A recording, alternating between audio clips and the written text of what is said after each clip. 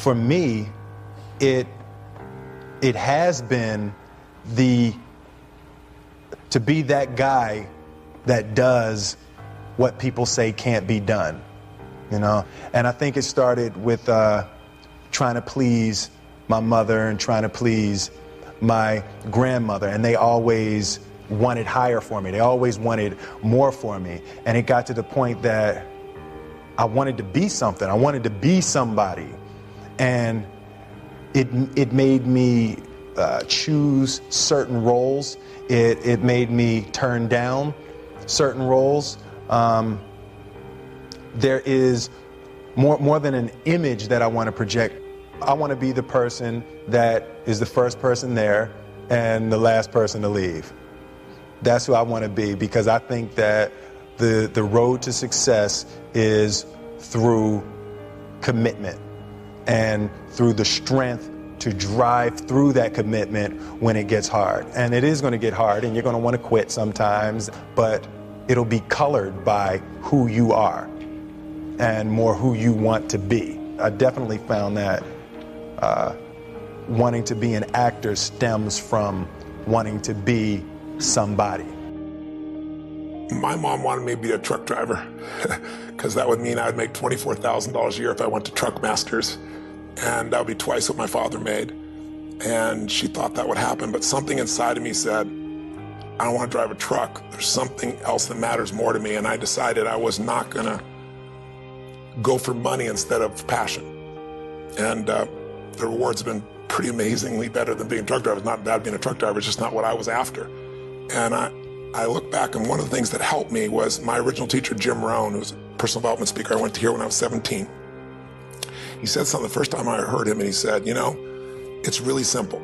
If you want life to change, you got to change. If you want life to be better, you've got to get better. It's the only way it happens. And luck will show up for people and to leave them. But if you're constantly improving who you are and what you give, game over. See if you can find some ways to multiply your value to the marketplace. And he said your income will immediately start to change. See, if you go through life holding back, and most of us do, most of us, if we ask ourselves, have we done all we can do? Most of us will have to answer, no, we haven't. We've been holding back. We have ideas that we don't act on, things we want to do. We're afraid to take chances. We go through life trying to seek security and not coming outside of our comfort zone, and we take most of our stuff with us to the grave. Up until then, I was hoping that the economy would change. I was hoping that my company would change. I was hoping that my paycheck would change. I was hoping that circumstances outside would change. And then here's what I found out. It isn't going to change. So then my question was, if it isn't going to change, how will my life ever change? And here's what my teacher taught me. When you change, everything will change for you. And I'm saying that the fact that you're still here, that you're still breathing, you've got some more work, and you owe it to yourself. You owe it to yourself. So when you get up in the morning, that you can look yourself in the face and say, hey, I'm living my life on my terms. Change a question, change your life. When it comes to planning your life, I want to get you to learn to ask 3 questions now. The question you want to ask yourself is, what do I want? What's my outcome? What's my result? The word RPM, the first one, is to get you focused on the target. The target is not the activity. The activity can change. It's what's the result I'm after. If you know exactly what it is you really want, what you desire, what you're really after, clarity is power.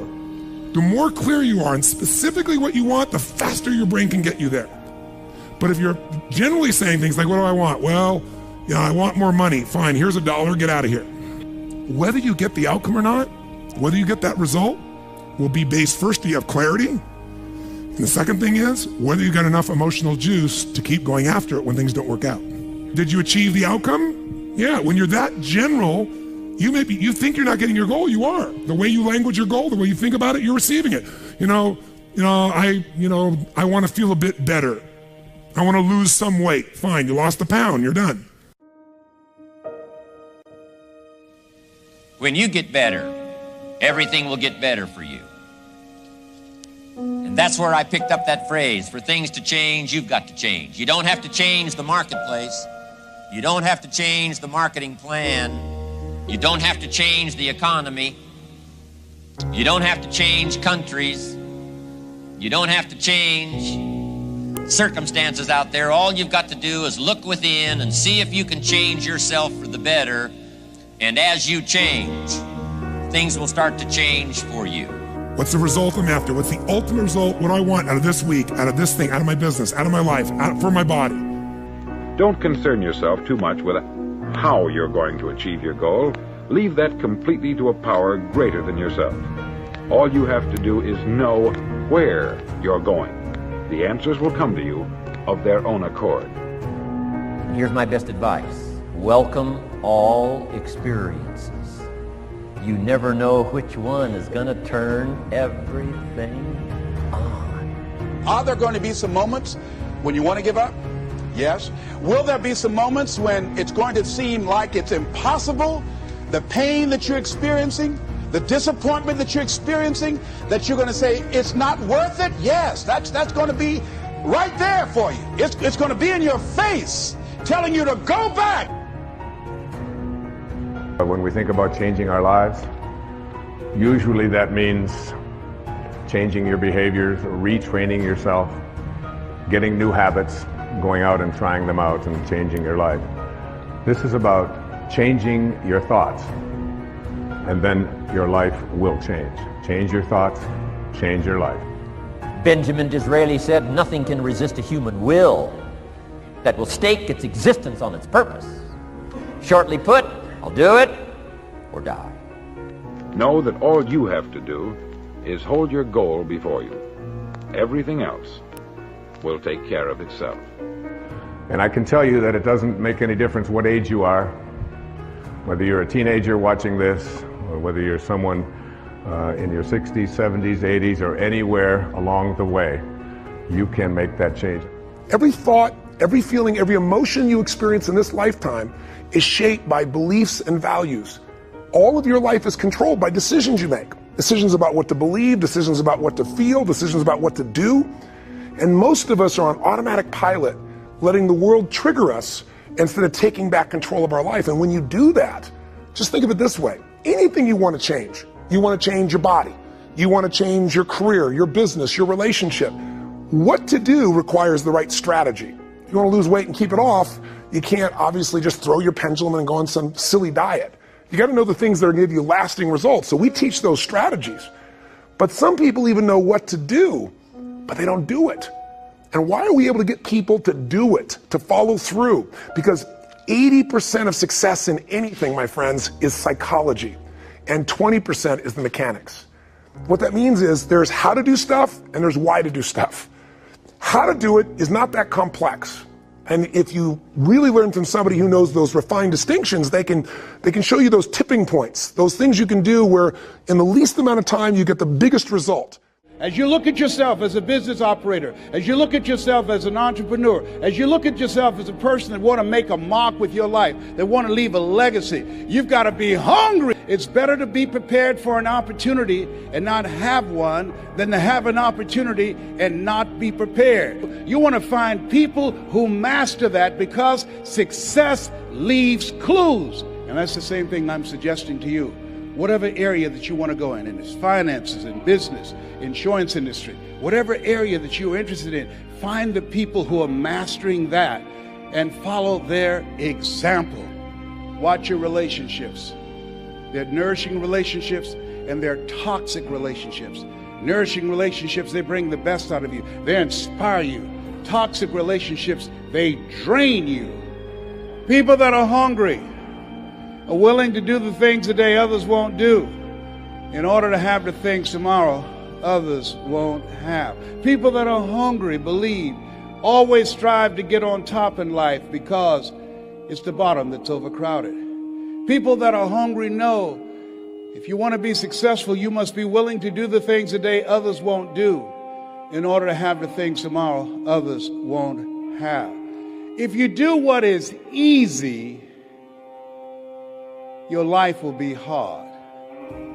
Complain, point at your circumstances, give up your power, blame the government, blame the economy. If you do what is easy, your life will be hard. But if you do what is hard, your life will be easy. It's hard to make a radical change in your behavior. It's hard to take ownership. It's hard to swallow the bitter pill that wherever you find yourself, at some point in time, you made an appointment to be there. It's hard. It's hard. If you do what is easy, your life will be hard. If you do what is hard, your life will be easy.